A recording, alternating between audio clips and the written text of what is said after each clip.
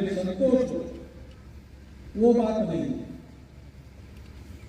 और जो बाकी सब कुछ है वो हमको न बिगाड़े, इसके लिए जो डिफेंस चाहिए, सुरक्षा चाहिए, वो बाकी लोगों के पास नहीं।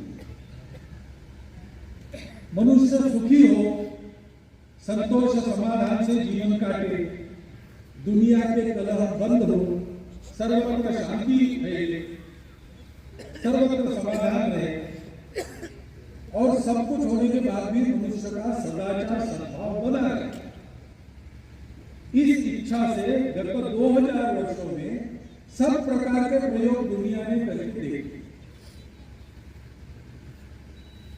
जड़वाद के आधार पर भी किए, आस्तिकवाद के आधार पर भी किए, भगवान को मानकर भी किए, भगवान को न मानते हुए भी किए, समाजवादी दृष्टिकोण से भी किए, पूंजीवादी दृष्टिकोण से भी किए, व्यक्तिवादी दृष्टिकोण से भी किए, समूहवादी दृष्टिकोण से भी किए।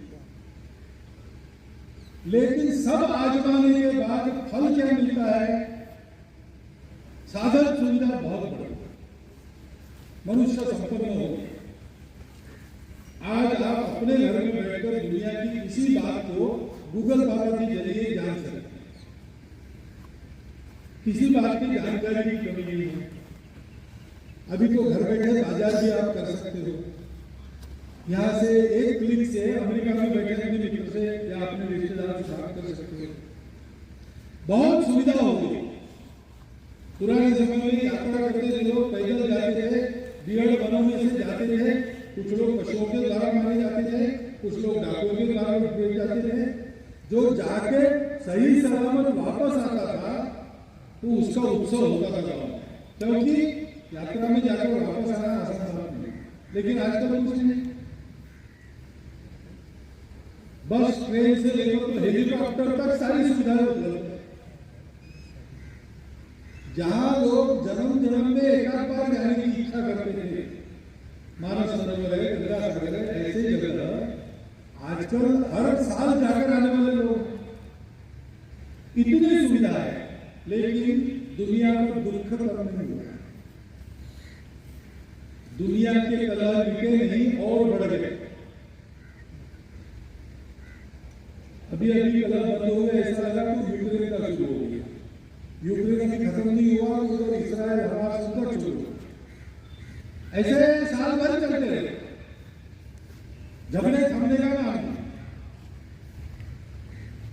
साधन सुविधा संपत्ति भी बढ़ गई, लेकिन अपराध भी बढ़ गए। छोटे छोटे बच्चे अपने विद्यालय में बंदूक लेके जाते और अपने सहपाठियों को गोली देते।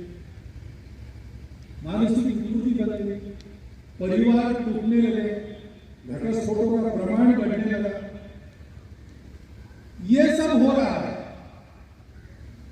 अपने सुख के लिए जो साधन हमने अपनाए, उन साधनों से भी एक खराबी हो रही है। तो अभी आर्टिफिशियल इंटेलिजेंस आ रहा है, पूर्वानुभव के आधार पर अनेक शास्त्रज्ञों को ये डर लगता है कि ये ला तो रहे हैं हम, लेकिन कहीं आज हम मशीन को चला रहे, मशीन कल हमको चलाने न लगे। इस ऊहापोह में दुनिया है, उसको रास्ता मिल नहीं रहा, और उनको लगता है कि रास्ता भारत से ही मिलेगा, क्योंकि ऐसे ही उस समय के तंत्रज्ञान में नंबर 1 भारत था, सोने की चिड़िया कहलाता था। यहां गरीबी नहीं थी, भिखारी नहीं थे, चोरी नहीं थी, अप्रामाणिकता नहीं थी, सब लोग समाधान पूर्वक रहते थे। भाषा, पंथ, प्रांत, जाति पाति सब विविधता थी, लेकिन आपस में लड़ा नहीं।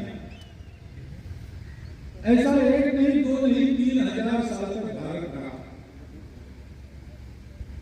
अभी तक भारत पर आक्रमणों का तांता शुरू होने के पहले तक भारत सब मामलों में दुनिया का नंबर 1। भारत के पास कोई प्राचीन पूंजी ऐसी है जिससे दुनिया को रास्ता मिल सकता और मिलता है।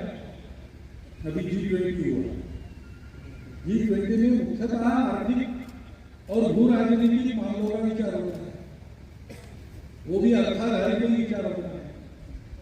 व्यापारी मानसिकता से ही सारे देशों के मुख्य और प्रशासक वहां आते चर्चा करते। लेकिन भारत में परिषद हुई, भारत यजमान बना, तो परिणाम क्या होगा? अर्थाधारी विचार करने वालों ने वसुधैव कुटुंबकम के मानवीय विचार को स्वीकृत किया। आर्थिक विचार पर मानवीय विचार सवार हो गया। अब उसके क्रियाकलाप जरूर बदलेंगे। यह दिशा भारत में ही उनको मिली और भारत में उनको मिलनी ही, क्योंकि भारत के पास अपना एक दृष्टिकोण है, वो थियरी नहीं है, वो प्रत्यक्ष अनुभूति है। भारत के पूर्वजों ने बहुत पहले ये जाना कि दिखता सब अलग अलग है, लेकिन एक से ही निकला है। विविधता में एकता को ढूंढना नहीं पड़ता है, क्योंकि एकता की ही सारी विविधता है। वो एक ही अपनी इच्छा से विविध बना है। विविधता में विचरण करना पड़ता है हम लोगों को भौतिक जीवन में। एकता का भान रख के चले तो सुख ही सुख है। इसलिए उस एकता को जानो, वो परम लक्ष्य है। सुख को ढूंढना है तो सुख बाहर नहीं है, सुख अपने अंदर है। गुलाब जामुन खाएंगे, कितने खाएंगे? खवैये लोग हैं, 100 खाते हैं, लेकिन 100 के बाद 101वां उनसे भी निकलना नहीं होता।